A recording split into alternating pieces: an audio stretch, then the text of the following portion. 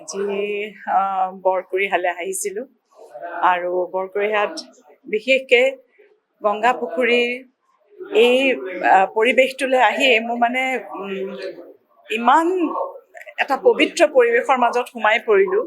তাতে আজি যি ধন্যবাদ।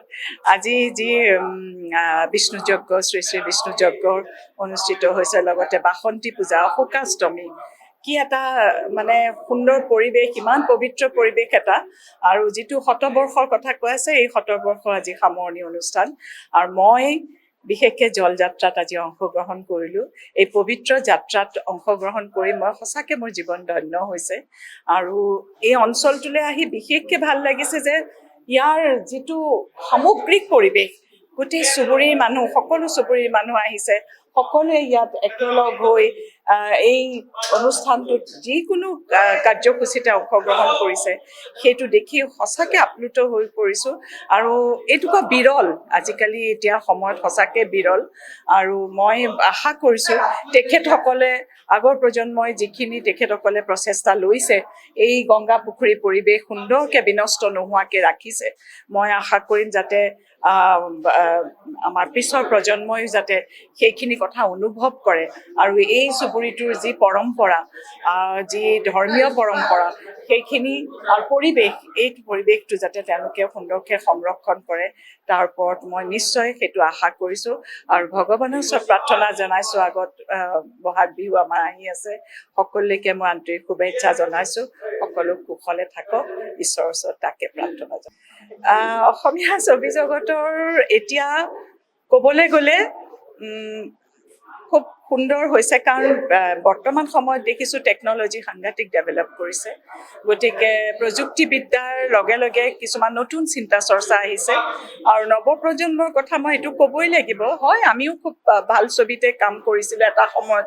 ছবিৰ যিখিনি মানদণ্ড সাংঘাতিক উচ্চ মানদণ্ডৰ, আৰু অসমীয়া ছবি সদায় সেইখিনি ৰক্ষা কৰি আহিছে।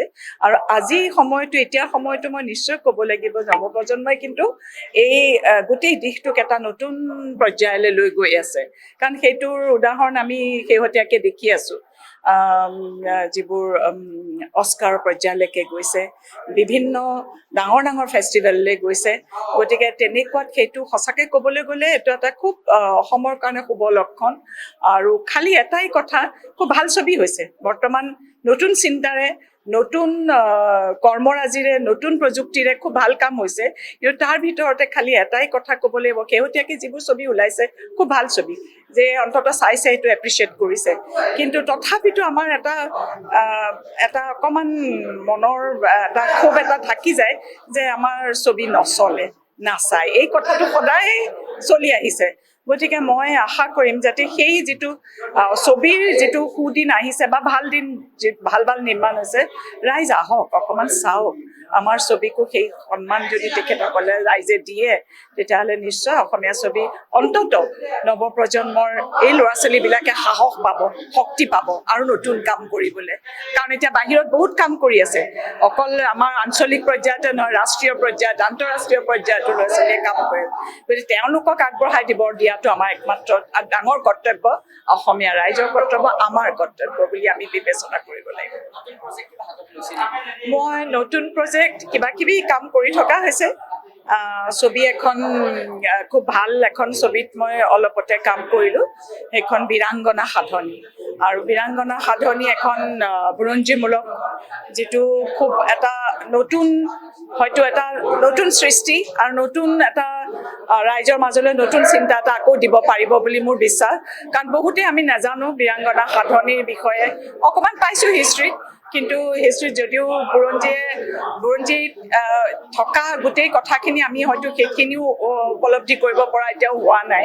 গতিকে সাধনী সদায় শুনি থাকোঁ কিন্তু এতিয়া কথা আছে যে সেই সাধনীক আজি চেলুলয়ডে লৈ আহিছে, আজি ছবিলৈ লৈ আহিছে। গতিকে খুব কষ্ট কৰিছে সকলোৱে, এইখন এখন খুব ভাল ছবি হ'ব বুলি আমাৰ সকলোৰে বিশ্বাস। আজিৰ এই অনুষ্ঠানটো 101 বছৰ শতবাৰ্ষিকী অনুষ্ঠান। এই অনুষ্ঠানৰ আজি ৬০ দিন। এইদিনা আজি আমাৰ শোভাযাত্ৰাত আমাৰ বাইদেউ আহি আমাক যথেষ্ট উপকৃত কৰিছে। আৰু আমাৰ সন্ধিয়ালৈ আজি ৰাম নৱমী নাট প্ৰদৰ্শন হ'ব আৰু এই শোভাযাত্ৰাত বহুত মানুহ আমি লগ পাইছোঁ আৰু আমাৰ বিপুল সঁহাৰি পাইছোঁ আৰু আশা ৰাখিছোঁ বাকী থকা দিনকেইটাতো এনেদৰে সঁহাৰি পাই আমি উৎসাহিত হ'ম। শ্ৰী শ্ৰী মহাবিষ্ণু যজ্ঞ আৰু বাসন্তী পূজাৰ শতবাৰ্ষিকী সামৰণি সমাৰোহ আমি পাতিব লৈছোঁ 2025 খ্ৰীষ্টাব্দত। আমি আৰম্ভণি কৰিছিলোঁ 2024 এইটো আমাৰ সামৰণি সমাৰোহ।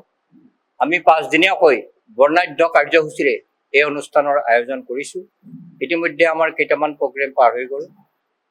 সাংঘাতিক ধৰণে ভাল লগা আমাৰ শোভাযাত্ৰা অনুষ্ঠানটো হৈ গ'ল। তাতে আমাৰ আহ্বায়ক আছিলে মাননীয়া শ্ৰীযুতা মলয়া গোস্বামী, চলচ্চিত্ৰ অভিনেত্ৰী। আৰু বাকী কেইদিনো আমি তেনেধৰণৰ কিছু কাৰ্যসূচী ৰাখিছোঁ। আমি কিছু বিশিষ্ট লোককো নিমন্ত্ৰণ কৰিছোঁ। অষ্টমীৰ দিনা তেওঁলোক আহিব। ময়ূৰ বৰা, হাইদৰ হুছেইন, আমি সমীৰ তাঁতীক মাতিছোঁ আমাৰ স্মৃতিগ্ৰন্থ গংগাশ্ৰী উন্মোচন কৰিবৰ কাৰণে। সেইদৰে শেষৰ দিনাও সপ্তমীৰ দিনা আমাৰ সাংস্কৃতিক অনুষ্ঠান সুবাসনা দত্তই গান পৰিৱেশন কৰিব। এইধৰণে আমি গোটেই দিনকেইটা ৰাইজৰ সহায় সহযোগিতাত পাৰ কৰিম বুলি ভাবিছোঁ। 101তম হ'ব। মই ক'লোৱেই 2024 100 বছৰ হৈছে। এইবাৰ 101তম শতবৰ্ষ সামৰণি সমাৰোহ। যিকোনো খবৰৰ বাবে যোগাযোগ কৰক 7099017330 লগতে 7099017110 নম্বৰত।